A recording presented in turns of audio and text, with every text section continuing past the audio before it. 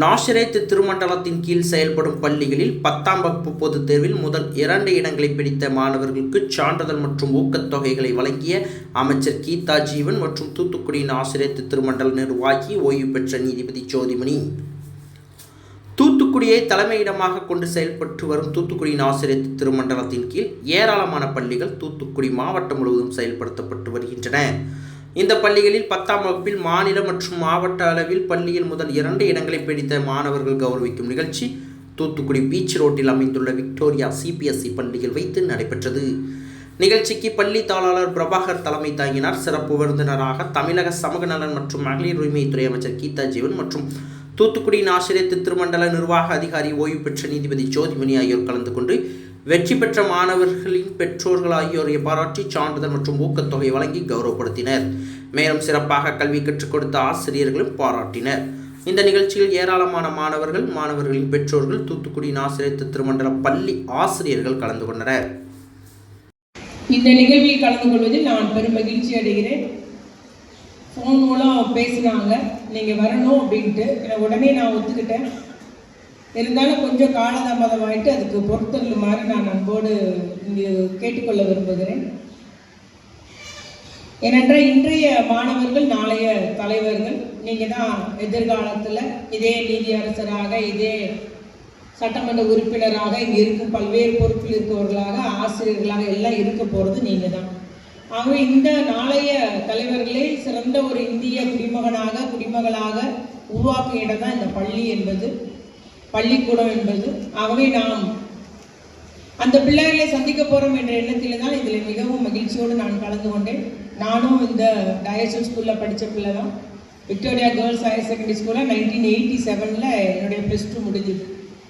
அவர் நம்முடைய தூத்துக்குடி நகரத்துக்கே உண்மையிலே இந்த டயசன் பள்ளிகள் நமக்கு ஒரு பெரிய உதவி செய்கிறதுன்னு சொல்லலாம். ஏன்னா கடகோடி மாவட்டம் அது டெட் எண்டு மாவட்டம்னு சொல்லுவேன். திருநெல்வேலி கூட ஒரு ஜங்ஷன் சொல்லலாம். திருநெல்வேலிக்கு அப்புறம் கன்னியாகுமரி இருக்குது, திருநெல்வேலிக்கு அப்புறம் தூத்துக்குடி இருக்குது. ஆனால் நம்ம ஒரு ஓரமாக ஒதுக்கப்பட்ட ட்ரெயினாக இருக்கட்டும் இங்கே தான் நிற்கும் கடைசி இடம். ஸோ எல்லாமே ஒரு கடைசி இடமா இருக்கக்கூடிய ஒரு மாவட்டம். அந்த மாவட்ட மக்களுக்கு கல்வி கிடைக்கிறதுனா அதுக்கு ஒரு காரணகர்த்தா இந்த டயசன் ஸ்கூல்ஸ் அப்படின்னு சொல்லும்போது அதை யாரும் மறுக்க இயலாது. ஆகவே எல்லா பள்ளிகளுமே 150 ஆண்டுகள் 100 ஆண்டுகள் ஆகவே கல்வி சேவையில் சிறந்து விளங்கிய ஒரு பள்ளிகளாக இருந்து இந்த கால்டுவெல் இந்த ஸ்கூலெல்லாம் எத்தனையோ பெரிய பெரிய தலைவர்கள் படித்து வெளிவந்த ஒரு பள்ளின்னு சொல்லலாம். இங்கே பள்ளிக்கூடம் முடிச்சுட்டு சென்ட் ஜான் காலேஜ் படித்தது தான் பழைய வரலாறு. யாரை பார்த்தாலும் சொல்லுவாங்க, இப்போ கால்டுவெல்லில் படித்தேன், அப்புறம் நான் சென்ட் ஜான் ஸ்கூல் திருநெல்வேலியில் கல்லூரி படித்தேன்னு சொல்லுவாங்க. அந்த அளவுக்கு ஒரு மிக புகழ்பெற்று விளங்கியது. அநேக தலைவர்களை, கல்வியாளர்களை, சான்றோர்களை உருவாக்கிய இடம் இந்த கால்டுவெல் இந்த பள்ளி வளாகம் என்பதை நான் பெருமையோடு கூறிக்கொள்ள விரும்புகிறேன். ஆகவே அந்த கல்வி பணி என்பது மிக முக்கியமானது. ஏன்னா நம்ம பிள்ளைங்களை நல்வழிப்படுத்துகிறோம், கல்வியை மட்டும் கொடுப்பதில்லை, நல்லொழுக்கத்தையும் சொல்லித்தரோம். எல்லாமே நல்ல முறையில் நடைபெற்று வருகிறது. அதுபோல் இது கிறிஸ்தவ டயசன் ஸ்கூலு, கிறிஸ்டின் பிள்ளைங்க தான் படிப்பாங்கன்னா அப்படி இல்லை. எல்லா மதத்தை சார்ந்தவர்களும் படிக்கக்கூடிய இடம் தான் இந்த பள்ளிக்கூட வளாகங்களாக இருக்கிறது என்பதை நீங்கள் கூறிக்கொண்டு, பிள்ளைங்க மார்க் எடுத்துருக்கிறீங்கம்மா, ஸ்கூல் ஃபஸ்ட்டு எடுத்துருக்கிறீங்க, உங்கள் அத்துணை பேருக்கும் பாராட்டுக்கள். அதுக்கு நீங்கள் எவ்வளோ சிரமப்பட்டிருப்பீங்கன்னு தெரியும், உங்களை எவ்வளோ ஆசிரியர்கள் சிரமப்படுத்திருப்பாங்கன்றதும் தெரியும் இல்லையா? ஆனால் அந்த ஆசிரியர் படின்னு சொல்லும் போதெல்லாம் யார் அந்த ஆசிரியருக்கு கீழ்ப்படிந்து சரிங்க டீச்சர் நான் உட்கார இதை படிச்சிடறேன் அதை படிச்சுன்னு உட்கார்ந்தவங்கள நீங்கள் முதல் மார்க் எடுத்துருக்கீங்க. உண்மைதானே? உண்மை. யார் எந்த பிள்ளை டீச்சருக்கு கீழ்ப்படினவங்க சொல்கிற மாதிரி இந்த அதில் உள்ள அந்த எஸ்ஏ கொஸ்டின் அவ்வளோ படிமா ரொம்ப முக்கியமானு சொல்லுவாங்க. அப்புறம் திடீர்னு 1 வேர்டு எடுத்து படிமான்பாங்க. இப்படி ஆசிரியருடைய அந்த பயிற்சிக்கு ஏற்றவாறு ஒத்துழைப்பு கொடுத்த பிள்ளைங்கள்லாம் ஹை மார்க் வாங்குவாங்க.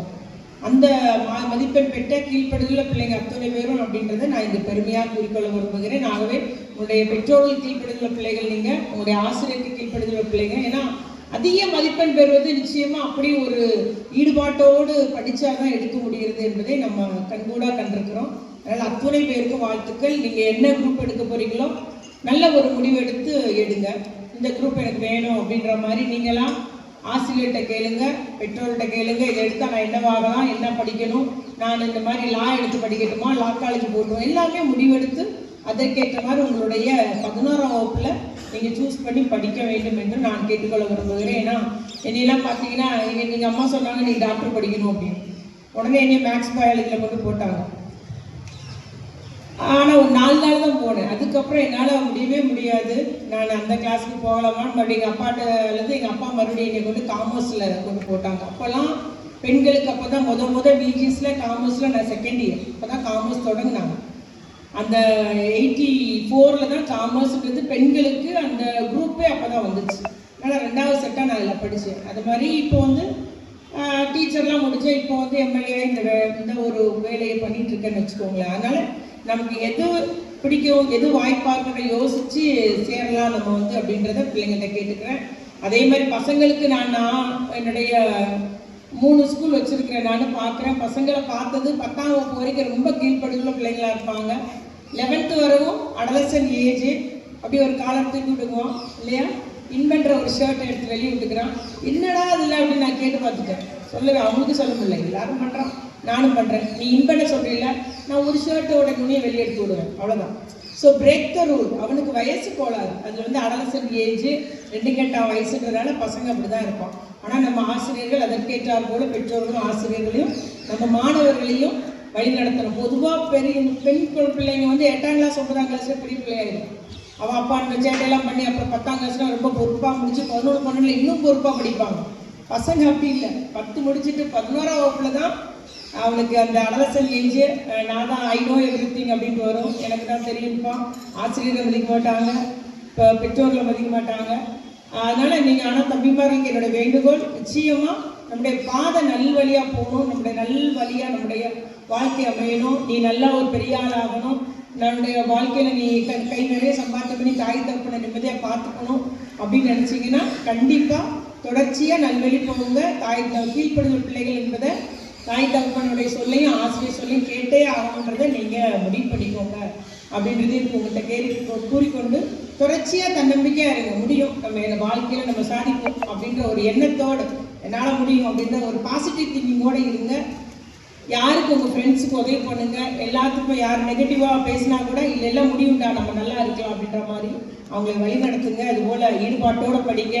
படிக்கிறது மதிப்பெண்ணுக்கு மட்டும் நினைக்காதீங்க. அறிவாற்றலை வளர்த்து கொண்டதுக்கு படிக்கிறீங்கன்னு சொல்லுங்கள். புக்கை முழுதும் படிங்க, முழுதும் வாசிங்க.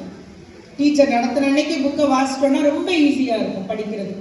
ஆகவே நீங்கள் அத்தனை ஒரு சிறப்புமிக்க சிறந்த அறிவாற்றல் பெற்றவர்களாக நீங்கள் எல்லாம் உருவாக வேண்டும் என்று மாணவர்களை நான் வாழ்த்துகிறேன். நல்ல ஒரு எதிர்காலம் அமையட்டும். சிறந்த அறிவாற்றல் மிக்க சான்றோர்களாக ஆண்டோர்களாக நீங்கள் எல்லாம் உருவாக வேண்டும். சமுதாயத்தை காக்கக்கூடியவர்களாக, சமுதாயத்துக்கு உதவக்கூடியவர்களாக வளர வேண்டும் என்று வாழ்த்தி, பெற்றோருக்கு ஒரே ஒரு வேண்டுகோள், கண்காணிப்புன்றது இந்த காலத்துக்கு ஏற்ற மாதிரி தேவையான ஒன்றாக இருக்குது. ஆண் குழந்தைனாலும் பெண் குழந்தைனாலும் பள்ளி முடிஞ்சது வீட்டுக்கு வந்துட்டானா, அவனுடைய நண்பர் யார், எங்கே போகிறான், என்ன பையன் கரெக்டாக இருக்கானான்றத நம்ம கண்காணிப்பிலே பிள்ளைங்க கரெக்டாக இருப்பாங்க.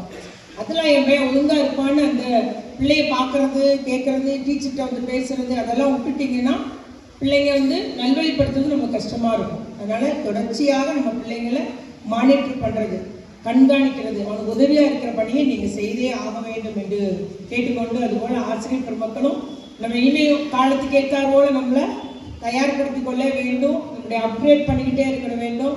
காலத்துக்கு ஏற்ற மாதிரி நம்மளும் அந்த படிப்பினுடைய அந்த சப்ஜெக்டை வந்து நாமே பட்டை தீட்டிக் கொள்ள வேண்டும் என்று கூறிக்கொண்டு, இந்த வாய்ப்பை வழங்கிய நம்முடைய பள்ளி தாளாளர் திரு பிரபாகர், அட்வொகேட் பிரபாகரன் அவர்களுக்கும், குறிப்பாக நீதியரசர் ஜோதிமணி ஐயா அவர்கள்.